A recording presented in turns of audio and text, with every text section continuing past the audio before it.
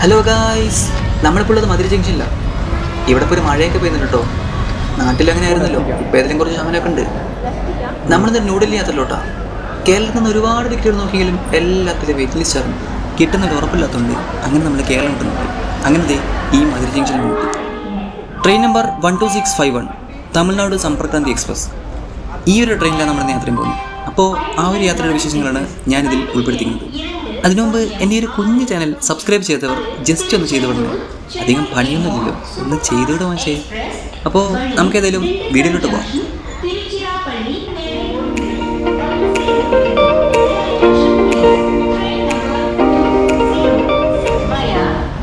നോർത്തിലോട്ട് sleeper class എല്ലാവർക്കും അറിയാവുന്നതാണല്ലോ, പക്ഷെ നമുക്ക് ഏതായാലും വേറെ വഴിയില്ല.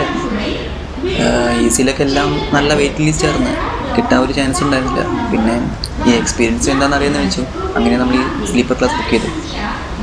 നിലവിലേതായാലും ഇപ്പോൾ അധികം ആൾക്കാർ തന്നെ അത് കയറിയിട്ടില്ല. എന്തോന്ന് ചെന്നൈയിൽ നിന്നായിരിക്കും കൂടുതൽ ആൾക്കാർ കയറുന്നു. ഇപ്പോൾ ഏതായാലും ഫ്രീ ആയിട്ടുണ്ട്.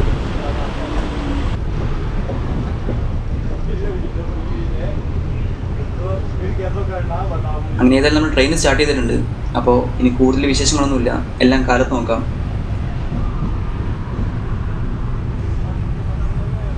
സൈഡ് അപ്പറാണ് നമുക്ക് കിട്ടിയിരിക്കുന്നത്. അപ്പോൾ ഏതെങ്കിലും കയറി കിടന്നേക്കാം.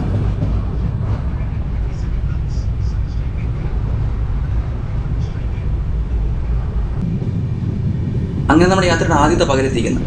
നമ്മളിപ്പോൾ ഏകദേശം ചെന്നൈയുടെ അടുത്തെത്തിയിട്ടുണ്ട്. യാത്രയുടെ ക്ഷീണം കൊണ്ടാണ് തോന്നുന്നു. ഇന്നലെ ഞാൻ കയറി കിടന്ന് മാത്രമേ ഓർക്കുന്നുള്ളൂ. പെട്ടെന്ന് ഉറങ്ങിപ്പോയി. പിന്നെ അതേ പെണീറ്റ്. അങ്ങനെ ഏതെങ്കിലും ഇപ്പം നമ്മൾ ചെന്നൈ സ്റ്റേഷൻ എത്തിയിട്ടുണ്ട്. 8:25 ടൈം. ഇപ്പോൾ സമയം 8:23. ഏകദേശം 2 മിനിറ്റ് നേരത്തെ എത്തിയിട്ടുണ്ട്. അറിയില്ല ഇനിയുള്ള അവസ്ഥ എന്താണെന്ന്. പക്ഷേ ഇപ്പോൾ ഏതായാലും ട്രെയിൻ കൃത്യസമയത്ത് ഓടുന്നുണ്ട്.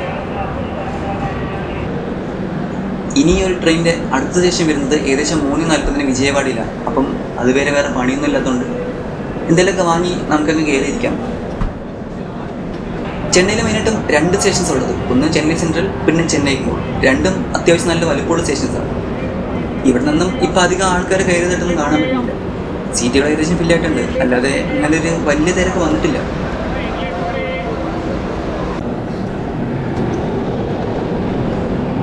നമ്മളേതായാലും ചെന്നൈ എഗ്മോർ സ്റ്റേഷൻ വിടുകയാണ്. ഇനിയിപ്പം അധികം സ്റ്റേഷൻസ് ഒന്നും ഇല്ല. ഏകദേശം 3:40 വരെ ഈ ട്രെയിൻ ഒഫീഷ്യൽ സ്റ്റേഷൻസ് ഇല്ല. പക്ഷേ അറിയില്ല, ചിലപ്പോൾ ഹോൾഡ് ആയിട്ട് എവിടെയെങ്കിലും നിർത്തിയായിരിക്കും എന്ന് കരുതുന്നു. ഏതായാലും നമുക്ക് നോക്കാം.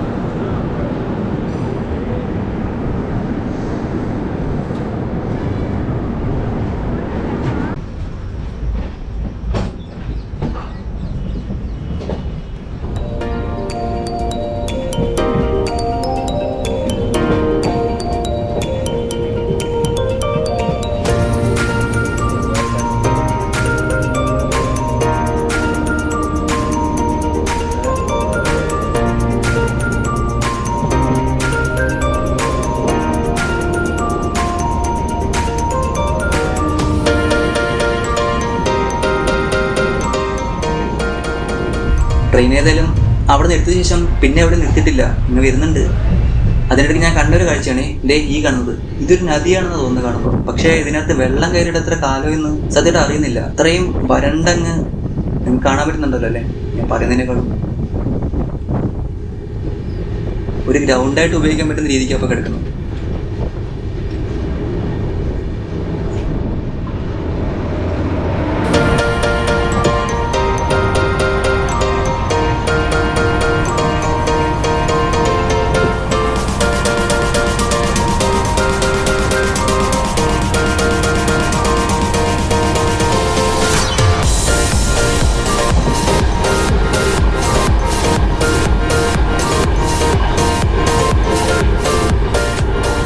നേരത്തെ പറഞ്ഞ പോലെ ഇത് ചെന്നൈ കഴിഞ്ഞിട്ടും ഇതിനകത്ത് അധികം ആൾക്കാരൊന്നും കയറിയിട്ടില്ല. ഇപ്പോഴും ഈ ഒരു ബോഗി അത്യാവശ്യം ഫില്ലാവാതെ തന്നെ പോകുന്നു. നിങ്ങൾക്ക് തന്നെ കാണാമല്ലോ.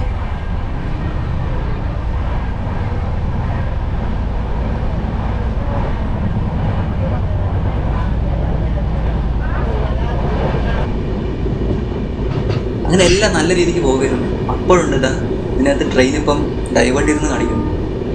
ഏകദേശം ചെന്നൈ എഗ്മോറിന്ന് ഭോപ്പാൽ ജംഗ്ഷൻ വരെയുള്ള ആ ഒരു ഭാഗത്തോട്ടാണ് ട്രെയിൻ ഡൈവേർട്ട് ചെയ്തെന്ന് കാണിക്കുന്നത്. ഇത്ര നേരം കൃത്യ ടൈം ഓടുന്നുണ്ട്, പക്ഷേ അത് ഇത്ര വലിയ പ്രശ്നമാണെന്ന് ഇനി കണ്ടതിന് അറിയണം. നമുക്ക് നോക്കാം ഏതായാലും.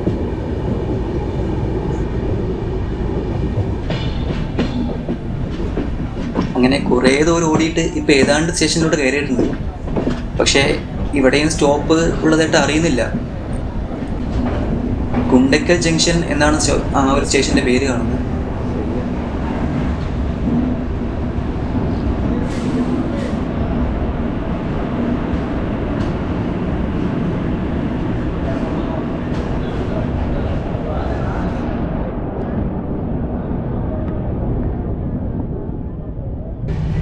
അതെ, അവിടെ ട്രെയിൻ ഏതെങ്കിലും സ്റ്റോപ്പ് ചെയ്തില്ല, ജസ്റ്റ് ഒന്ന് സ്ലോ ഡൗൺ ചെയ്ത് പിന്നെ അങ്ങ് വീണ്ടും മുമ്പോട്ട് വരും.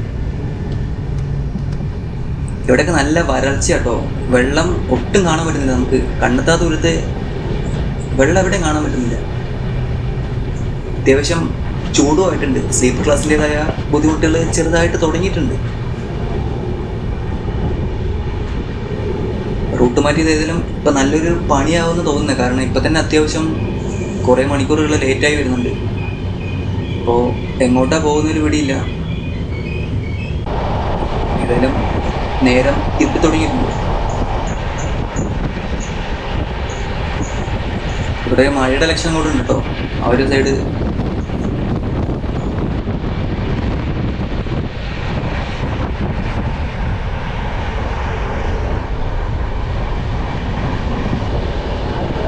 അങ്ങനെ കഷ്ടപ്പാടേറിയൊരു പകരം നമ്മൾ ഏതെങ്കിലും തീർത്തിട്ടുണ്ട്. പക്ഷെ ചൂടിനും ഇപ്പോൾ വലിയ കുറവൊന്നുമില്ല. നമ്മുടെ കേരളത്തിൽ വെച്ച് നോക്കുമ്പം സമയം 7:30 കഴിഞ്ഞിട്ടെങ്കിലും ചൂടിനൊട്ടും കുറവില്ല.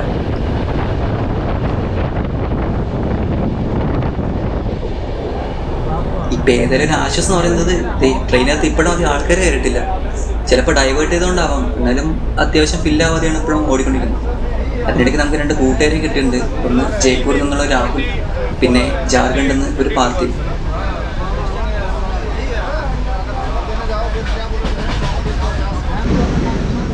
അങ്ങനെ നമ്മുടെ യാത്രയുടെ 2ാമത്തെ പകലോട്ട് എത്തിയിട്ടുണ്ട്. ഇന്നലെ കിടക്കുമ്പോൾ മനസ്സിനകത്ത് ഒറ്റ പ്രാർത്ഥന ഉണ്ടെന്നുള്ളൂ, ഈ രാത്രി കൊണ്ട് ഓടി തീർക്കാൻ പറ്റുന്ന അത്രയും ഡിസ്റ്റൻസ് കവർ ചെയ്യുക. പക്ഷെ നമ്മൾ ഡിസ്റ്റൻസ് ഒക്കെ കവർ ചെയ്തിട്ടുണ്ട്. എങ്കിലും പോയ ഡയറക്ഷൻ ഇപ്പോൾ നമ്മൾ ഏകദേശം മുംബൈയുടെ ഭാഗത്ത് നിൽക്കുന്നത്. നമ്മൾ ചെന്നൈയിൽ നിന്ന് ഭോപ്പാലിലോട്ട് പോകേണ്ടിട്ട് ഒരു ട്രെയിനാണ്. ഇതെങ്ങനെയാണ് മുംബൈയുടെ ഭാഗത്തോട്ട് ഡൈവേർട്ട് ചെയ്തതെന്ന് എനിക്ക് അറിയുന്നില്ല. നിങ്ങളിപ്പോൾ നോക്കി ഈ മാപ്പ് കണ്ടാൽ അറിയാം. നമ്മൾ ചെന്നൈയിൽ നിന്ന് സ്റ്റാർട്ട് ചെയ്തതാണ് ഡൽഹിയിലോട്ട്. നമ്മളിപ്പോൾ എത്തി നിൽക്കുന്ന ഏകദേശം മുംബൈയുടെ ഒരു ഭാഗത്തോട്ടാണ്. ഇതെന്തുകൊണ്ടാണ് അത് ഇങ്ങനെ ഡൈവേർട്ട് ചെയ്തെന്ന് എനിക്ക് അറിയുന്നില്ല. ഓരോത്തേനെ ഇതൊരു സൂപ്പർ ഫാസ്റ്റ് ട്രെയിനാണ്, പക്ഷേ എല്ലാ ട്രെയിനും അങ്ങ് വിട്ടുകൊടുക്കുക. ഇതിൻ്റെ പ്രയോറിറ്റി ചിലപ്പം ഡൈവേർട്ട് ചെയ്തുകൊണ്ട് കുറഞ്ഞതാണെന്ന് എനിക്കറിയില്ല. എങ്കിലും പലവടെയും നിർത്തിയിടുന്നത് 1 മണിക്കൂർ 1.5 മണിക്കൂറൊക്കെയാണ്. ഇതിപ്പം വന്നിട്ട് ഏകദേശം 1.5 മണിക്കൂറോളം ഇവിടെ നിൽക്കാൻ തുടങ്ങിയിട്ട്. അത് ഈ ഒരു വരുന്ന ട്രെയിൻ വേണ്ടിയിട്ടാണ്. എനിക്കറിയില്ല എന്തുകൊണ്ടെന്ന്. ഞാൻ ശ്രദ്ധിച്ചൊരു വേറെ കാര്യം, ഇവിടെ വരുന്ന ട്രെയിനുകൾ അത്രയും ഫില്ലാവുന്നില്ല കേട്ടോ. ചിലപ്പം ഈ റൂട്ട് ഇങ്ങനെ ആയതുകൊണ്ടായിരിക്കാം. ഇതിപ്പോൾ നിങ്ങൾ ഈ ഒരു ട്രെയിൻ നോക്കിയാൽ അറിയാം, അധികം അത്രയും നമ്മൾ പ്രതീക്ഷിച്ചൊരു നോർത്ത് ഇന്ത്യൻ എക്സ്പീരിയൻസ് അല്ലേ ഈ ട്രെയിൻ എടുത്ത് കിട്ടുന്നത്.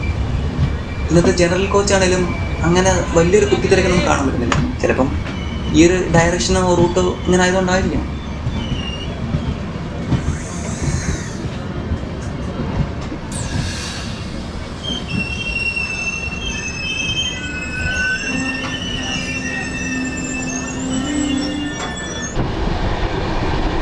അങ്ങനെ നീണ്ട 1 മണിക്കൂർ 40 മിനിറ്റ് ബ്രേക്കിന് ശേഷം നമ്മളിപ്പത്തി വീണ്ടും യാത്ര തുടങ്ങിയിട്ടുണ്ട്.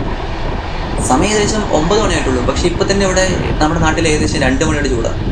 ഇനി ഇവിടെ 2 മണിയാകുമ്പോൾ എൻ്റെ അവസാനം കണ്ടെന്നറിയാം. സ്ഥലങ്ങളും കാണാൻ അത്യാവശ്യം വരണ്ടങ്ങ് കിടക്കുക.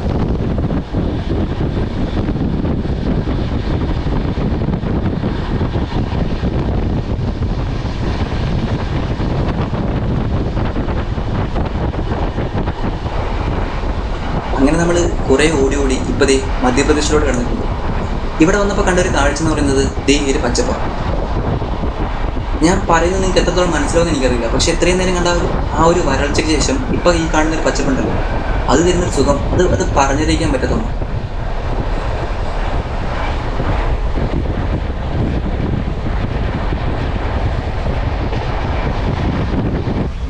നമുക്കേതായാലും പ്രത്യേകിച്ച് പണിയൊന്നുമില്ലാത്തതുകൊണ്ടും സമയം ചിലവാക്കണം എന്നുള്ളതുകൊണ്ടും ഇപ്പം ഞാൻ ആ ചേട്ടനെ മലയാളം പഠിപ്പിച്ചുകൊണ്ടിരിക്കുകയാണ്. ഒരാവശ്യമില്ല, പക്ഷേ സമയം ചിലവാക്കാൻ എന്തെങ്കിലും ചെയ്യണ്ടേ.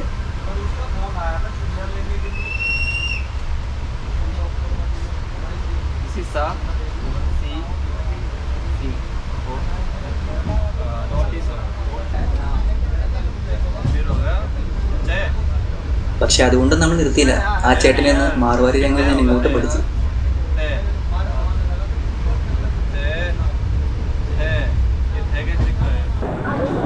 അങ്ങനെ നമ്മൾ ഏതായാലും ഭോപ്പാൽ ജംഗ്ഷനിലോട്ട് എത്തിയിട്ടുണ്ട്. അതായത് ചെന്നൈക്ക് ശേഷമുള്ള ഇതിൻ്റെ ആദ്യത്തെ ഒഫീഷ്യൽ സ്റ്റേഷനാണ്. ഇന്നലെ കാലത്ത് 8 മണിക്ക് നമ്മൾ ചെന്നൈ വിട്ടെന്ന് അറിയിക്കണം. അതുപോലെ ഈ ഒരു ട്രെയിൻ ഇവിടെ കാലത്ത് 6 മണിക്ക് എത്തുന്ന ട്രെയിനാണ്. ഇത് എത്തിക്കുന്നത് രാത്രി 8:50. ഈ ഇന്ത്യൻ റെയിൽവേ എന്തിനാണ് ഒരു ട്രെയിൻ ഡൈവേർട്ട് ചെയ്ത് വിടുമ്പോൾ, അതായത് ചെന്നൈയിൽ നിന്ന് ഭോപ്പാലിലോട്ട് പോകുന്ന ട്രെയിൻ ഡൈവേർട്ട് ചെയ്ത് വിടുമ്പം അവർക്ക് വേറെ റൂട്ടില്ലാത്തതുകൊണ്ടാണോ? ഇതിന് മുംബൈയിലോട്ട് കയറില്ല ശരിയാണോ, പക്ഷേ ഇത്രയും ഇന്ത്യൻ മാപ്പിലിട്ട് എന്തിനാണ് കളിക്കുന്നത് എനിക്കറിയില്ല. ഇത്രയും ഡിസ്റ്റൻസിൽ വ്യത്യാസം വന്നിട്ടുണ്ട്. അത് കാരണം തന്നെ ഇത്രയും ടൈം നമുക്ക് വേസ്റ്റ് ചെയ്യും. വേറെ റൂട്ടില്ലാത്തതുകൊണ്ടാണെന്ന് എനിക്കറിയില്ല, സത്യമായിട്ടും അറിയാത്തതുകൊണ്ട് ചോദിച്ചാൽ. നമ്മളേതായാലും ഭോപ്പാൽ ജംഗ്ഷൻ വിട്ടിട്ടുണ്ട്. അവിടെ നിന്ന് ഫുഡൊക്കെ കഴിച്ചിട്ടാണ് കയറിയത്. ഇനിയിപ്പോൾ ഈ ഒരു ട്രെയിനിന് ആഗ്രയിലോട്ട് സ്റ്റോപ്പുള്ളത്. അത് നമ്മൾ ആ സമയത്ത് ഏതെല്ലാം ഉറക്കത്തിലായിരിക്കും. ഇതിപ്പോൾ കാണിക്കുന്നതനുസരിച്ച് ഏകദേശം 5 മണിക്കാണ് ന്യൂഡൽഹി എത്തുന്നത് പറയുന്നത്, അതായത് ഹസ്രത്ത് നിസാമുദ്ദീൻ. ഇനി ലേറ്റ് ആവോ എർലി ആവോ എന്നൊന്നും അറിയില്ല. ഏതായാലും കയറി കിടന്നേക്കാം. അങ്ങനെ നമ്മുടെ 2 ദിവസത്തെ കഷ്ടപ്പാട് ഇവിടെ അവസാനിക്കുകയാണ് ഗൈസ്. നമ്മളിപ്പോൾ ഇതേ നിസാമുദ്ദീൻ സ്റ്റേഷനിലോട്ട് എടുത്തിട്ടുണ്ട്. ഇന്നലെ വൈകിട്ട് 6:30 എത്തുന്ന ട്രെയിനാണ്. എത്തിക്കുന്നതോ ഇന്ന് കാലത്ത് 6:30. ഏകദേശമില്ല, കൃത്യം 12 മണിക്കൂർ ട്രെയിനിലേറ്റേക്കുന്നത്. ഇതിനിടയ്ക്ക് ഞാൻ കേട്ട ന്യൂസാണ് നമ്മുടെ ജപ്പാനിലെ മറ്റാണ് തോന്നുന്നത്. അവിടെ ഏതോ ട്രെയിൻ എത്രയോ മിനിറ്റുകൾ ലേറ്റായിട്ട് അവരുടെ ടിക്കറ്റ് എമൗണ്ട് തിരിച്ചു നൽകുന്നത്. അങ്ങനെ എങ്ങാനും ഇന്ത്യൻ റെയിൽവേ ചെയ്യാൻ തീരുമാനിച്ചാൽ പിന്നെ ഇന്ത്യൻ റെയിൽവേ ഇല്ല, ഇന്ത്യൻ റെയിൽവേ തീർന്നെന്ന് വെച്ചാൽ മതി.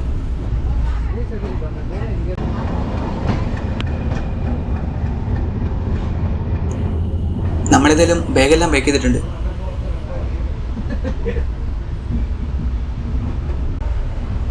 ഏതായാലും ഈ ഒരു വീഡിയോ ഞാനിവിടെ അവസാനിപ്പിക്കുക. അതുപോലെ എൻ്റെ ഈ ഒരു ചാനൽ നിങ്ങൾ ഇനിയും സബ്സ്ക്രൈബ് ചെയ്തിട്ടില്ലെങ്കിൽ അതൊന്ന് ചെയ്തു തരണേ. അപ്പോൾ നമുക്കേതായാലും അടുത്ത വീഡിയോയിൽ കാണാം. Thank you for watching. Tata.